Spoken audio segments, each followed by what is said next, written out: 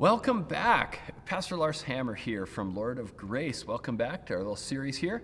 Let me adjust this on Dietrich Bonhoeffer, looking at some of his reflections on this idea he's beginning to form of a religionless Christianity. And he works on this idea as he's sitting in prison, and he's sketching it out in letters that he's writing to his pastor friend, Eberhard Bethge. And so this isn't a systematic. His ideas are never systematic. They're not written out in a point-by-point, beginning to end. He did have a plan for that, for a book. The book never got written. He was executed before that happened. But we're going to pick up again. This is the 6th episode. The other 5 are all on YouTube and Facebook. If you want to catch up, I try to make this not too cumulative, because in a sense his thoughts aren't that cumulative. I will rehash points from time to time. So today we're going to pick up, and we're going to start up just a little bit where we left off last time. And just to recap, if you're kind of new or you're starting up here, Bonhoeffer is looking at the idea of secularism and a secular society, and what does it mean to be Christian in a secular society. And I think, again, one of our biggest temptations in the church is to interpret secularism in kind of miss how deep and wide it goes. To think of it in terms of, is there prayer in schools, or creches on the post office lawn, or are people going to church anymore? Are they just lazy and sleeping in?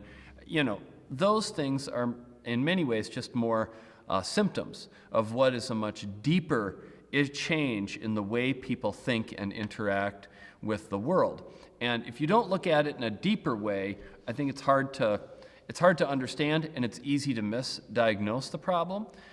And Bonhoeffer gets at it. And what's amazing is he gets at this problem in the early 1940s, and what he's writing about is still very relevant. So just to recap, what are we talking about here in a secular world? We're talking about a world where the normal way of operating for people is to exist with no reference to God at all. So, whereas in the past, everything that happened was a faith question. Everything was a God question. Your crops had enough rain, God was blessing you with rain. Your crops didn't have rain, God must be punishing you, right? If a natural disaster happens, this must be God's wrath somehow, or if it doesn't happen, it's God's blessing. But in the ancient world, and up until, I don't know, try to pick a date, but up until roughly the Enlightenment, so you're talking maybe 1700s or so, up until about that point in the West, pretty much everything that happened, people asked a faith question about it. If you got disease, if you had a disease, was God punishing you? If it was cured, was it because you prayed enough? And so every time something happened, it was a God question. Well, now in the secular world, people don't ask the God question. Things happen, and the assumption is, because of modern science, the working hypothesis is that everything can be fixed to physics. That's kind of the phrase that I was listening to a podcast, and a guy's in neuroscience, and he was trying to make the claim that we don't even have free will within our own minds, because free will would imply that something is caused by something other than physics. To which another physicist replied, well, how can you sort of explain then? How do you explain just looking at these neurons? Well, they got into that debate, but the argument was that the universe is all operated by physics. Every question ultimately has an answer in this universe. Everything operates without God. And while most of us are not physicists asking questions about whether our neurons determine us or not, we do go through life, for the most part, with a normal baseline, as if God doesn't exist. And Bonhoeffer is wrestling with the way in which the church has sort of carved out a space for itself in lieu of this. So in the response to the world exists just fine without God, the response of a lot of these philosophers and theologians was, well, yes, you may think the world goes along fine, but when things fall apart, that's where God comes in. Or God comes in outside our world, before our world. He created it after our world, after we die. So this is the secular problem, essentially, is how do you talk about God to a people in a world who go through life on a normal day as if there was no God, who even encounter difficult questions and don't ask about God, who may even have a personal hit a personal tragedy and don't think about questions of meaning, that they look for questions of physics or they just don't ask questions at all.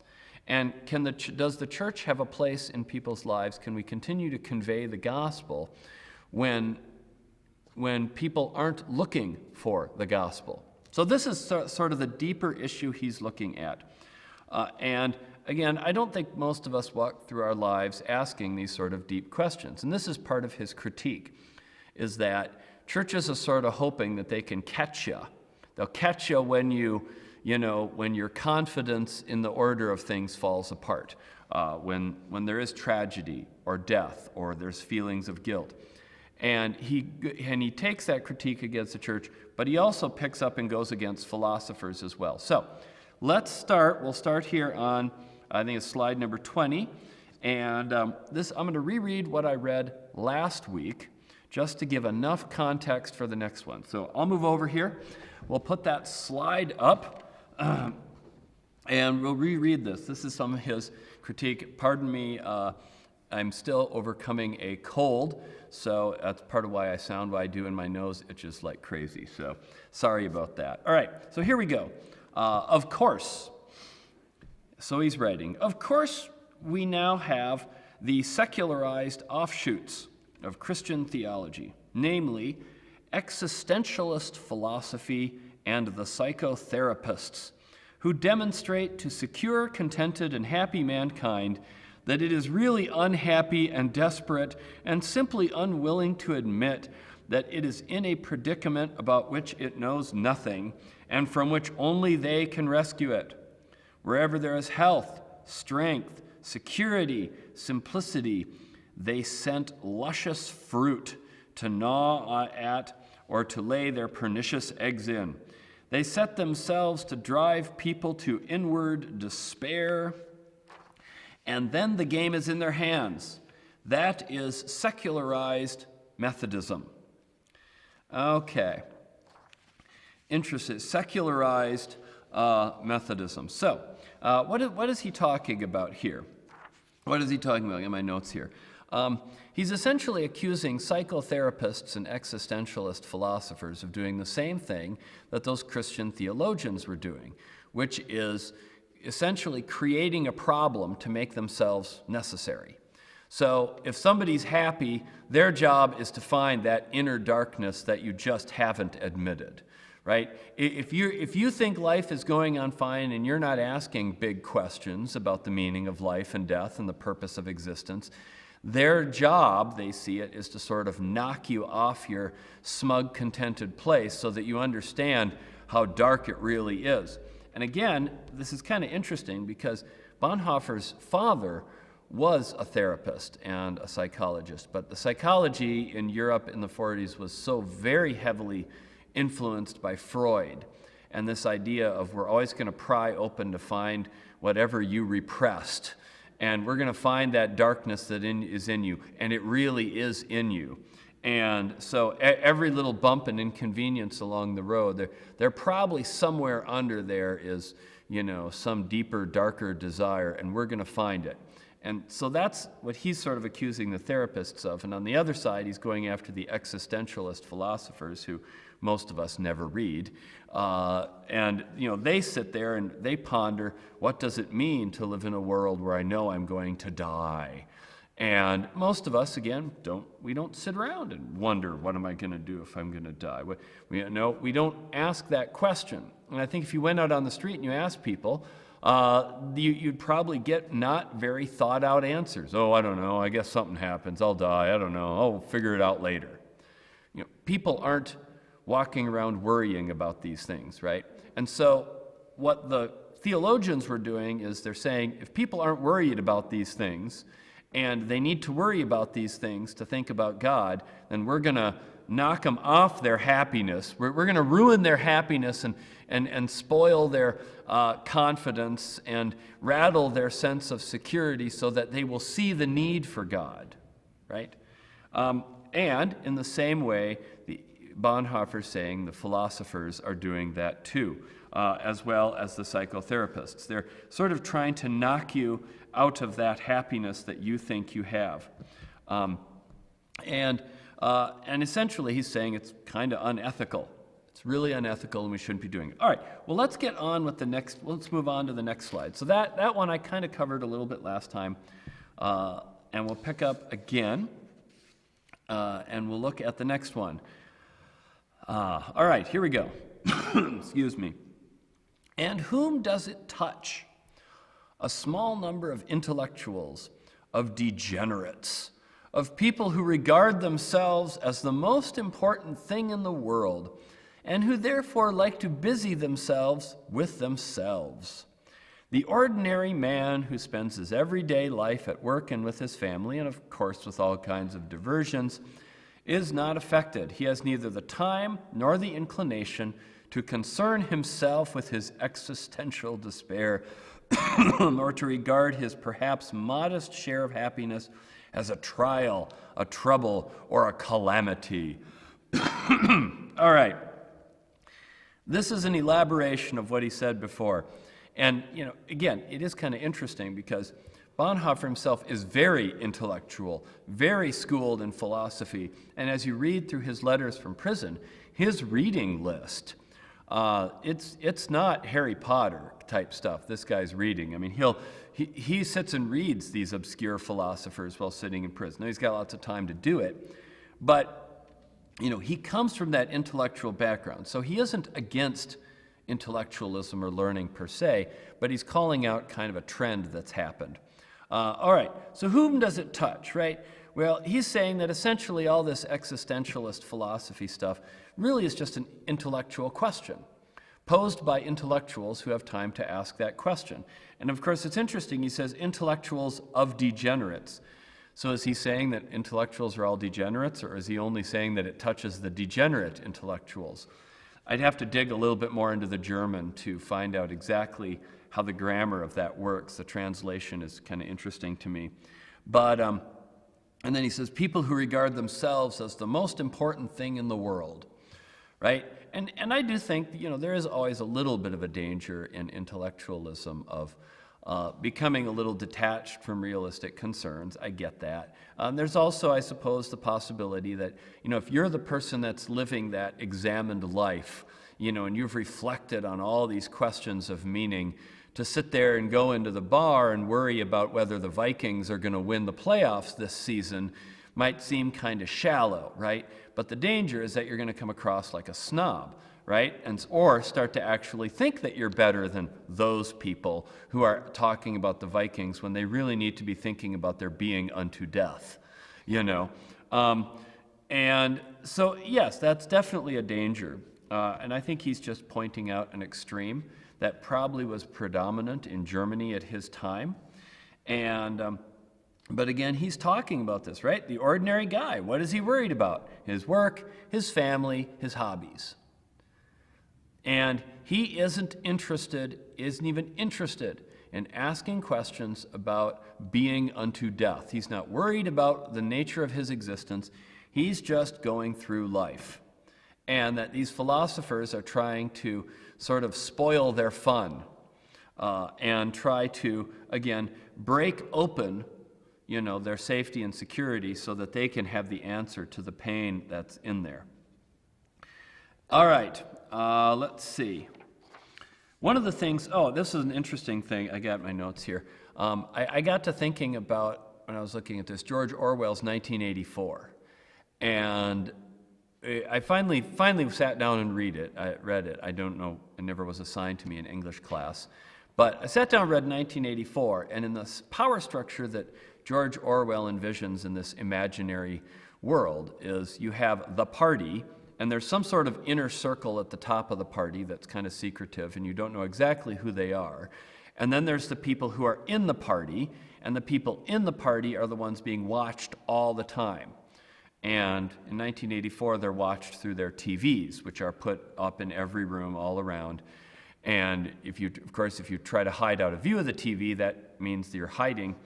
So there's the people in the party who are watched all the time, and then there's this huge mass of other people called proles. And he has some comment where he says, along the lines of, and this isn't an exact quote, but that the party doesn't need to monitor the proles all the time. They just need to give them work, enough food, and football. And as long as they can watch their football, and Orwell's English, so you got to think this is soccer, right? But his argument is, as long as they have something to do, and their professional sports to sit and entertain themselves with, they're happy. They don't need to be spied on, which is kind of an interesting thought. The people who need to be spied on are the people in the party who have just enough knowledge that they could be dangerous. The ordinary guy on the street, they don't worry about that. Oh, I think alcohol, too. There was alcohol. So when one of the guys in the party gets arrested, he gets thrown into jail, and it's full of all these drunk proles because the party keeps them drunk all the time, again, so that they're busy having drunken brawls instead of asking questions about who really is in control of my life.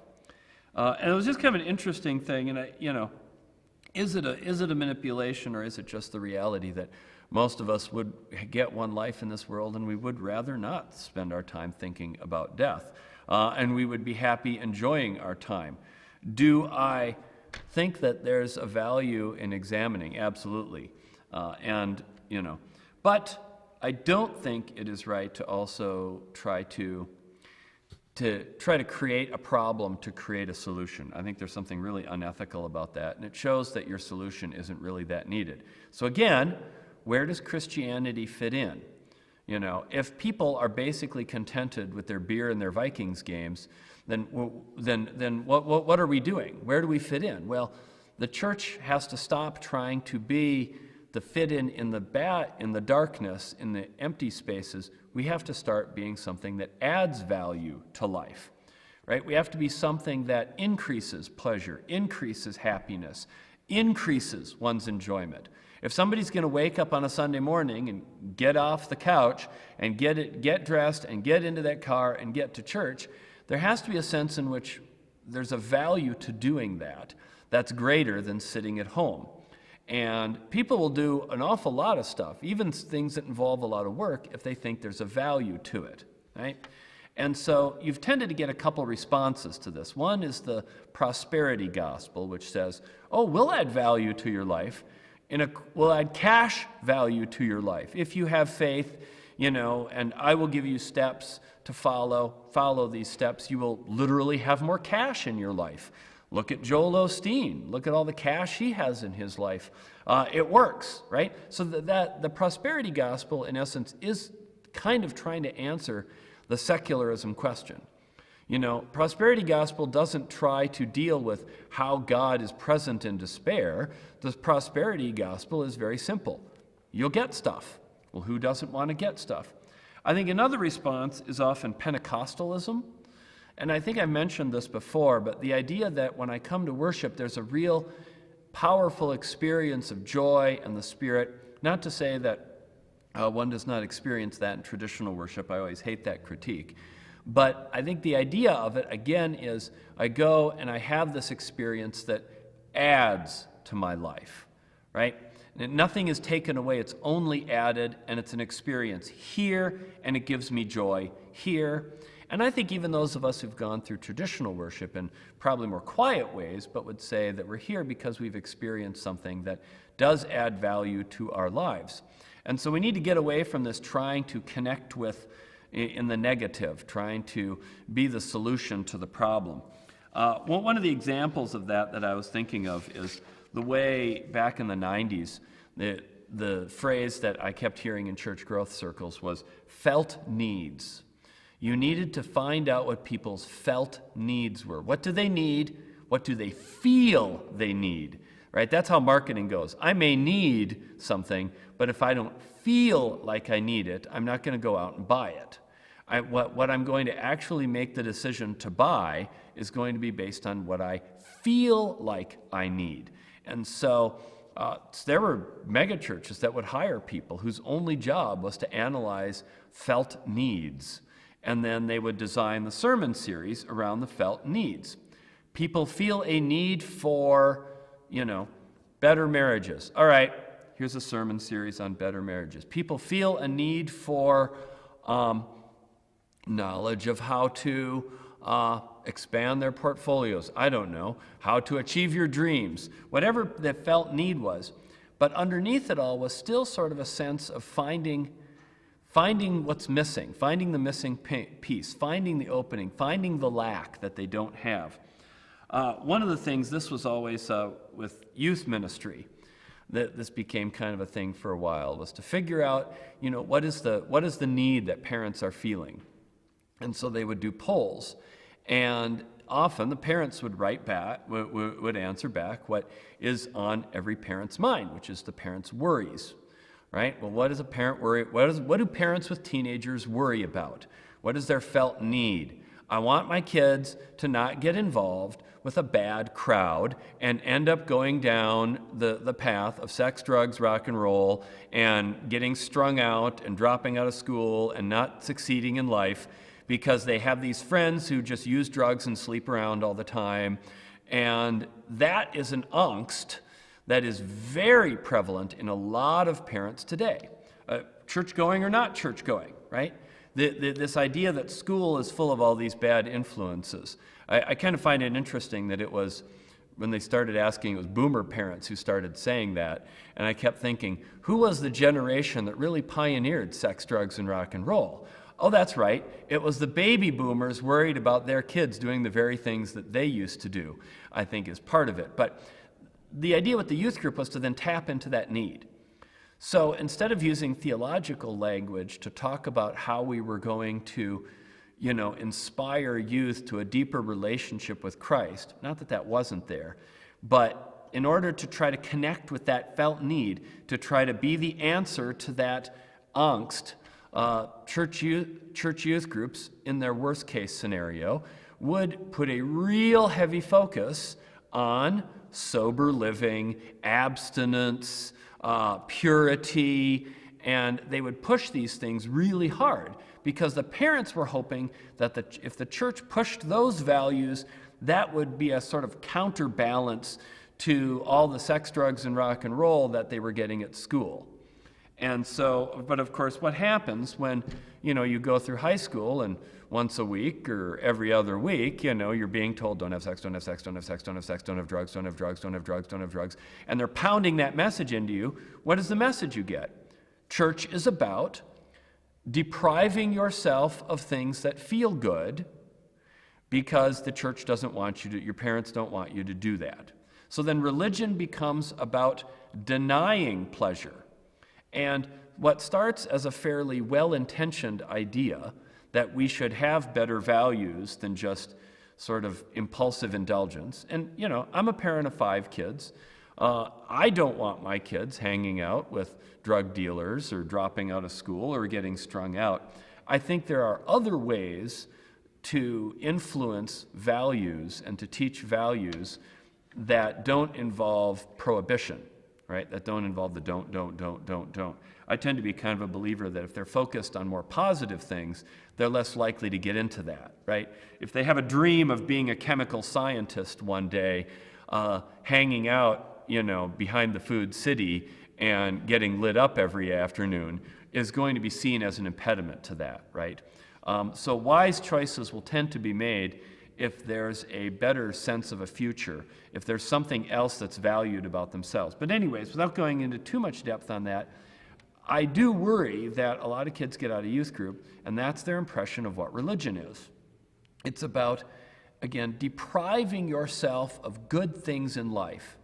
So what do they do then? They've been told no, no, no, no, no, no, no. They go off to college, and they can indulge in a lot of these things they were told not to do, and between antibiotics and visits to the clinic, there's not really that many consequences to all the sleeping around they were told not to do. And, the STDs don't even kill you anymore. They can all be treated or at least suppressed. And so then they go, well, okay, I did everything I was told not to do. The world didn't collapse. I'm having more fun and more enjoyment without being in church. And when I look over at the kids at the college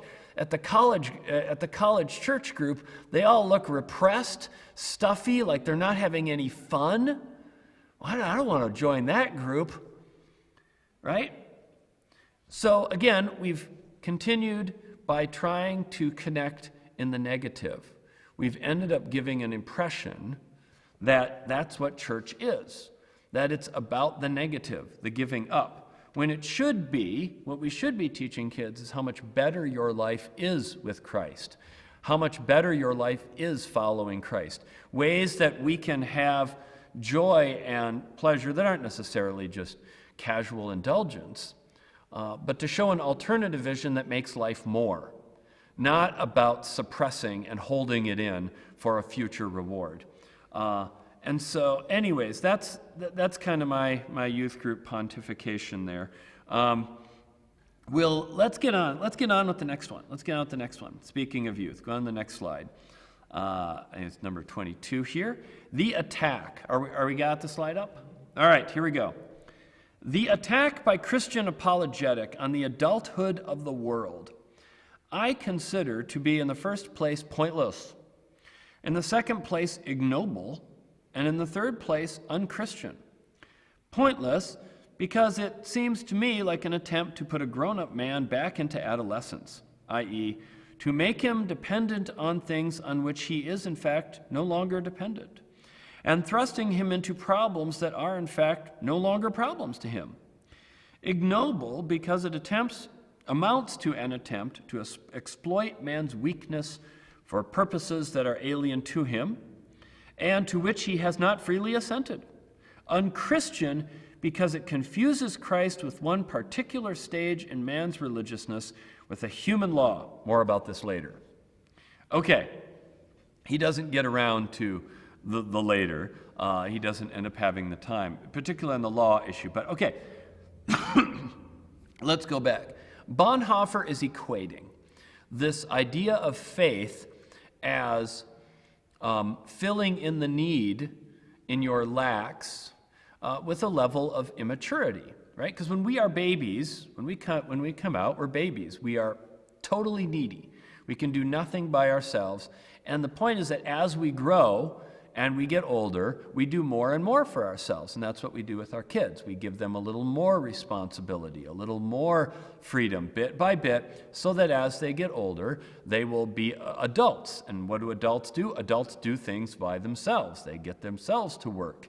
They pay their own bills. They schedule their own doctor's appointments. That's part of being an adult, is a degree of self-sufficiency and not neediness, right?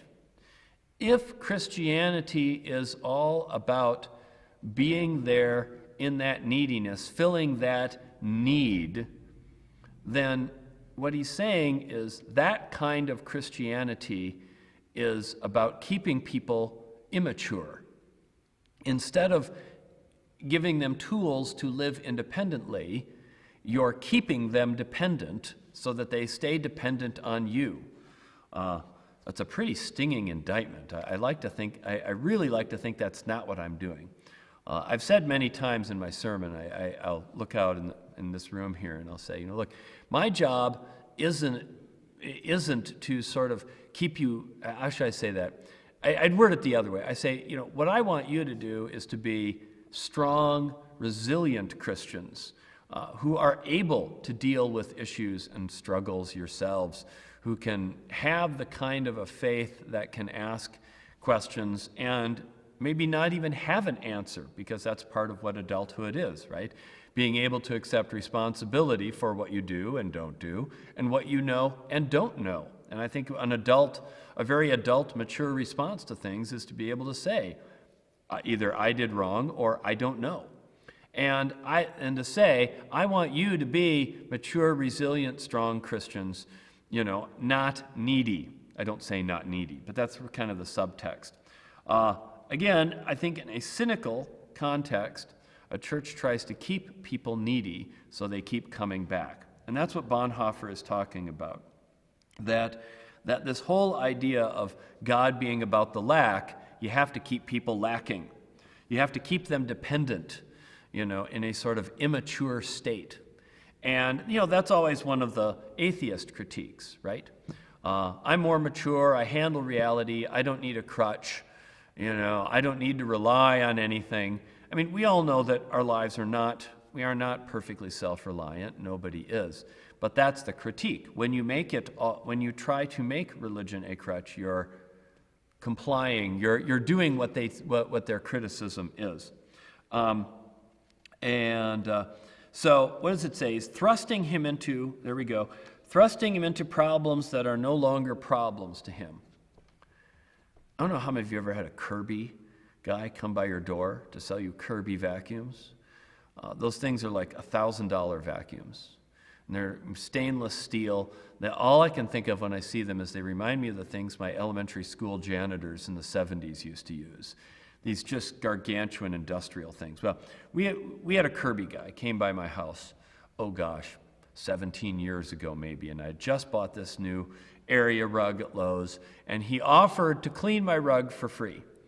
And so he comes in, and he's, of course, trying to sell me this super expensive vacuum. And I'm perfectly contented with my cheap store vacuum. Half my house is tile. I don't really need a ton of vacuuming. But he has this book, and part of his pitch is to create a sense of urgency in me and make me think that what I'm doing now isn't sufficient so that I will need his vacuum. So what does he do? He has this book and he flips it open and he says, do you know about dust mites? And he shows this super magnified picture of this dust mite. And admittedly, they are really ugly looking things. And they got big, claws and it's like, and if you weren't somebody familiar with this, it would be kind of scary, like, oh my gosh, those things. He's like, yes, they're all over your bed, and they come off your body, and they live in your carpet, and you'd be like, oh my God, oh no, I got these living things chomping at me all day long. You want to know something? It doesn't matter what you do. Living things are chomping at you all day long, all the time, no matter what. That's how our world works. Every one of your little pores has a little microscopic lobster-looking crustacean chomping at the oil on your skin. It's just how it is. It's the way our world works. But if you didn't know that, now you'd be nervous. And I'm like, well, I'm not too worried about dust mites. I said, I know they're natural. And then he says, well, yeah, but they create all that dead skin it sheds. And it contributes to asthma. I'm like, asthma? Oh my God. And what is he doing? He's telling you if you don't buy a Kirby, the bugs are going to eat your children and cause them asthma. Oh my gosh, I better buy a Kirby now. Give me a break. You're trying to create a problem so that you can sell me the solution because you know perfectly well that nobody in an ordinary house needs a gigantic industrial vacuum. That you're selling something they don't feel like they need. And so because you have to try to create that urgency. I like to think that I, as a pastor, am not doing that. That I'm not running around trying to scare people or to always bring up what's lacking or missing or the struggles in life or so that I can fill that need and they can be dependent on me emotionally. I want people becoming mature enough that they can survive without me. I don't want you needing me in that way. I'm happy to help in any way I can, but I want you to be mature and independent. But boy, I can tell you the appeal, because if you can kind of latch onto that dynamic, if you can find someone who's really emotionally empty and lonely and needy, and you can pour that validation in, you can kind of hook them. It's a very unhealthy relationship, but relationship experts will tell you this, right? when you get in with someone, if one person is sort of the savior and the other person is the one being saved, what's going to end up happening? If the one being saved matures, then they don't need you anymore. And so hence you got that Human League song from the 80s, Don't You Want Me, right? That song always creeped me out. I always thought the guy was so creepy, right? You were working as a waitress, and I brought you out, and I got you on your feet. Look at all these things I did for you, and now you're going to leave me? And I was like, dude, let her go. You sound like a creepy, possessive stalker guy. And then she responds with basically, thanks for what you did, but I'm going to live my own life now. And, that dynamic of the Savior and the saved can be kind of unhealthy in relationships, and I think it can be unhealthy in religion. If religion is always about trying to make sure that that you don't ever get to that level of independence where you feel like you don't need it, or if you're afraid that if you get people to a place of maturity and independence, that'll put you out of business, then you need to go back and rethink, maybe what I'm doing isn't adding value to their lives, but trying to take away their value so that I can fill in that hole, right? So to get back to it, what we should be doing is trying to add life. And again, that's what he says right here, right? Unchristian because it confuses Christ with a particular state in man's religiousness. And then he goes on to human law. He doesn't elaborate on what he means by the human law in this situation. So I think that's about all I got, I think, today here with this. If you have any questions about that or anything you want to message me about, feel free. Feel free to leave a comment or just get in touch with me. Don't be a troll as always, but otherwise I'll be back next week. Next week we're going to talk about redemption. What does it mean to be redeemed? And Bonhoeffer is going to go dig right into that concept as well, which has been one of these big important church theological ideas. And that'll get us into sacrifice and atonement and some of these much more heady things. But again, all of this series is much more heady things. I hope I've helped explain some of it to you and help make more sense. So anyways, have a great week. I will see you next week, and God bless.